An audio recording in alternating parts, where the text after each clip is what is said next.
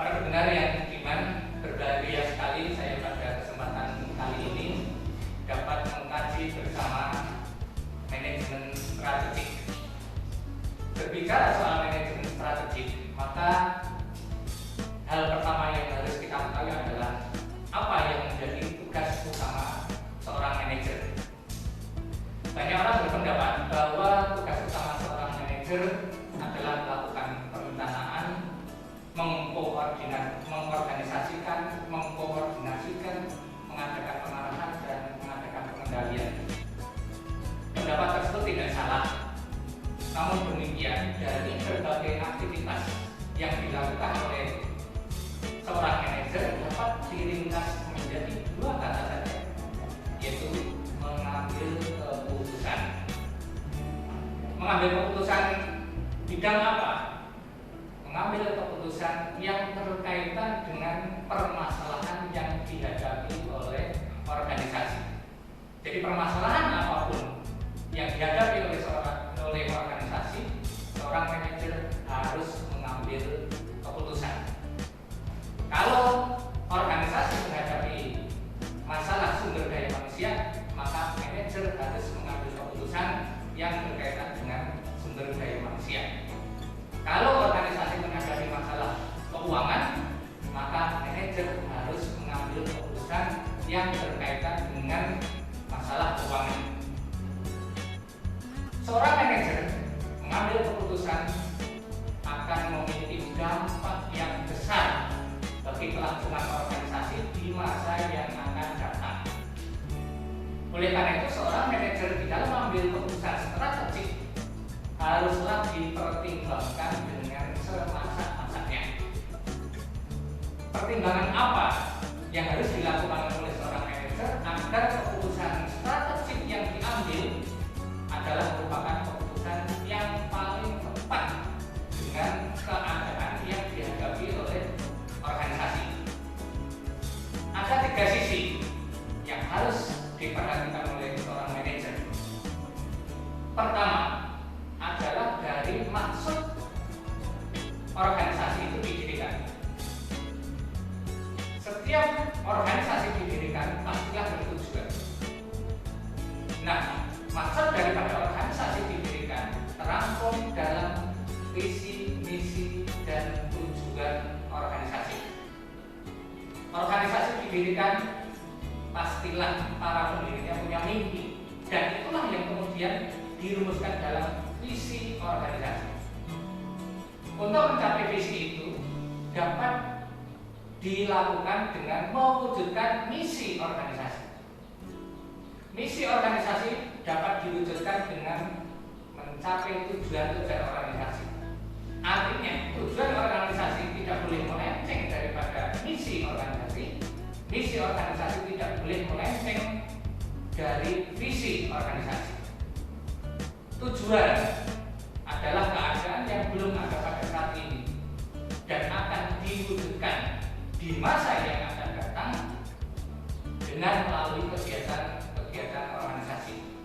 Dengan demikian, banyak aktivitas organisasi yang harus dirumuskan oleh seorang manajer di dalam rangka mewujudkan tujuan organisasi. Itu sisi yang pertama. Jadi, rumusan strategik, keputusan strategik yang dibuat oleh seorang manajer tidak boleh menyimpang dari tercapainya tujuan organisasi. Tujuan organisasi tidak boleh menyimpang dari terwujudnya visi, terwujudnya misi organisasi, dan terwujudnya misi organisasi tidak boleh menyimpang dari visi organisasi. Kemudian sisi yang kedua yang harus diperhatikan oleh seorang manajer di dalam mengambil keputusan strategik adalah kondisi internal organisasi. Mengapa kondisi internal organisasi itu harus diperhatikan oleh seorang manajer di dalam mengambil keputusan strategik? Karena kondisi internal organisasi ini akan mencerminkan kekuatan dan kelemahan organisasi. Seorang manajer yang bijak harus memperhatikan dua aspek ini, kekuatan organisasi sekaligus harus paham tentang kelemahan-kelemahan organisasi.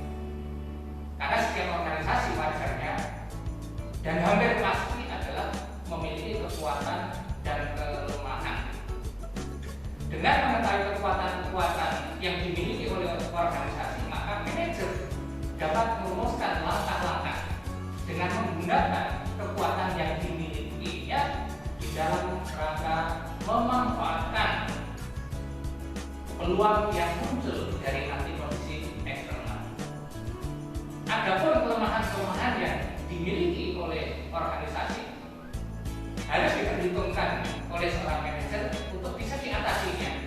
Permasalahannya, kalau kelemahan-kelemahan ini tidak diatasi, maka akan menjadi batu sandungan bagi tercapainya tujuan organisasi di masa yang akan datang. Dua hal, yaitu kekuatan dan kelemahan ini harus menjadi dasar pijakan bagi seorang manajer di dalam mengambil keputusan strategik. Manajer yang hanya paham tentang kekuatan-kekuatan yang dimiliki, sangat mungkin dia di dalam melangkah, di dalam merumuskan strategi di waktu yang akan datang terlalu overestimate atau terlalu berani melangkah karena tidak paham, tidak sadar akan kelemahan-kelemahan yang dimiliki. Sebaliknya, kalau hanya melihat kelemahan-kelemahan saja, tidak sadar akan kelebihan-kelebihannya, tidak sadar akan kekuatannya, dia biasanya seorang manajer yang tidak berani melangkah karena akan menjadi seorang manajer yang pesimistis. Adapun bagaimana seorang manajer dapat mengetahui kekuatan dan kelemahannya, maka kekuatan dan kelemahan organisasi ini dapat diidentifikasi. Ada beberapa pendekatan di dalam mengidentifikasi kekuatan dan kelemahan. Antara lain adalah dengan menggunakan pendekatan fungsional.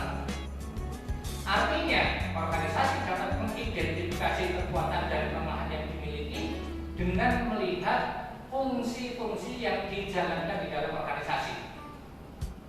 Lazimnya sebuah organisasi menjalankan fungsi, antara lain adalah fungsi manajemen sumber daya manusia. Manajer dapat mengidentifikasi kekuatan dan kelemahan dari aspek sumber daya manusia, tentang jumlahnya, kualitasnya, motivasi, penggajiannya, pelatihan dan pengembangan dan lain sebagainya. Itu aspek-aspek yang dapat digunakan untuk mengukur kekuatan dan kelemahan. Dari sisi jumlah, kalau terjadi kekurangan sumber daya manusia, maka itu menjadi kelemahan. Dalam hal motivasi, kalau motivasi karyawan rendah juga merupakan kelemahan. Tetapi kalau dalam hal motivasi karyawan, motivasi sumber daya manusia ini kuat, maka akan menjadi ukuran daripada kekuatan. Fungsi lain adalah dalam hal manajemen produksi. Bagaimana proses penciptaan nilai di dalam perusahaan yang ada di dalam organisasi? Aspek kualitas sumber daya manusia terkait dengan aspek produksi. Begitu juga tentang peralatan. Untuk menghasilkan output yang baik, diperlukan input yang baik. Input itu terdiri dari bahan baku, peralatan, dan sumber daya manusia. Bagaimana kontinuitas penyediaan bahan baku bagi organisasi? Kalau itu selalu dapat dijaga, maka itu merupakan kekuatan.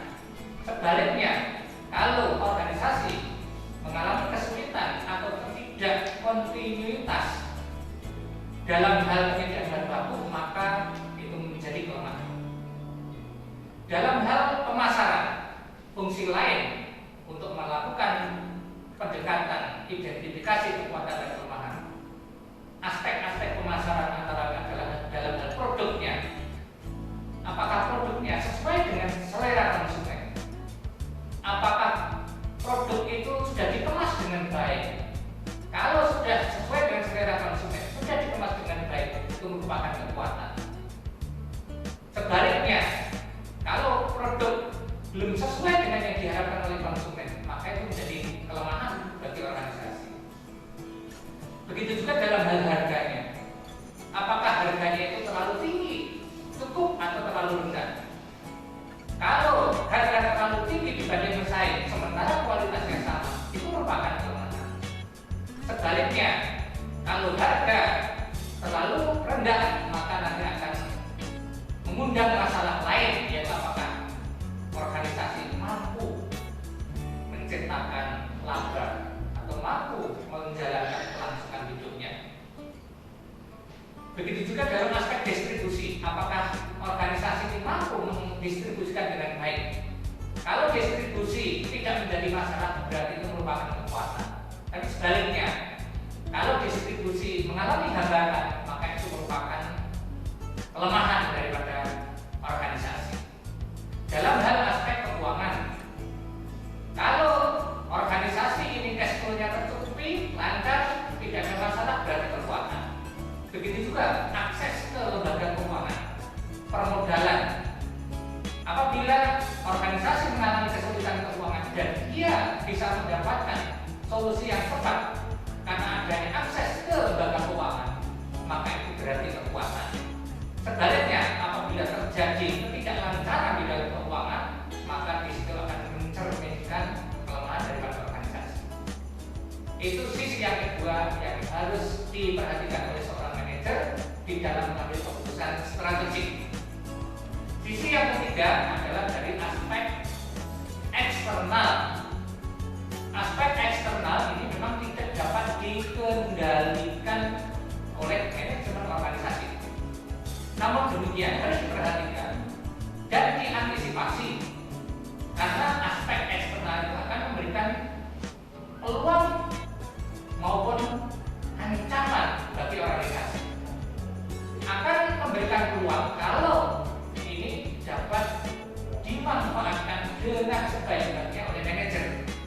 Tapi sebaliknya, kalau berupa ancaman, harus diantisipasi sedemikian rupa agar dampak yang ditimbulkan oleh ancaman dari faktor-faktor eksternal ini tidak terlalu berdampak negatif bagi organisasi.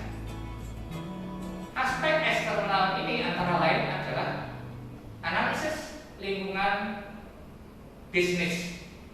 Analisis lingkungan bisnis terdiri dari antara lain adalah analisis lingkungan ekonomi. Analisis lingkungan ekonomi meliputi antara lain adalah tingkat pendapatan nasional. Semakin tinggi tingkat pendapatan nasional, akan semakin mencerminkan kemampuan daripada masyarakat itu dan menunjukkan adanya peningkatan daya beli masyarakat, dan itu merupakan peluang bagi manajer di dalam memasarkan produknya. Aspek lain dari lingkungan bisnis adalah sumber daya alam. Kekayaan sumber daya alam yang dimiliki oleh suatu negara akan berdampak bagi maju mundurnya sebuah organisasi perusahaan. Begitu juga aspek lingkungan hukum, bahwa kepastian hukum itu sangat diperlukan oleh organisasi. Kalau di dalam suatu negara tidak ada kepastian hukum, maka itu akan menjadi hambatan besar, karena tiadanya kepastian hukum akan menyebabkan organisasi tidak akan bisa memprediksi apa yang terjadi di masa yang akan datang dengan tepat. Begitu juga selain daripada aspek lingkungan bisnis, juga analisis lingkungan industri dan persaingan. Artinya sebuah organisasi harus memperhatikan, apalagi organisasi bisnis, harus memperhatikan aspek lingkungan industri dan persaingan. Artinya harus tahu kondisi persaingan yang dihadapi di dalam negara itu seperti apa. Karena ada satu negara yang masih menerapkan monopoli di dalam pasarnya, ada yang melakukan perdagangan bebas, yaitu pasar persaingan sempurna. Tapi sebenarnya ada celah lain, yaitu pasar persaingan tidak sempurna. Pasar persaingan tidak sempurna berarti di situ organisasi atau perusahaan bisa bersaing dengan keunikan atau dengan diferensiasi produk. Aspek lain yang harus diperhatikan selain daripada lingkungan bisnis, lingkungan industri dan persaingan adalah tantangan eksternal. Jadi seberapa tantangan eksternal itu akan muncul mencerminkan adanya peluang dan hambatan bagi organisasi. Nah, atas dasar visi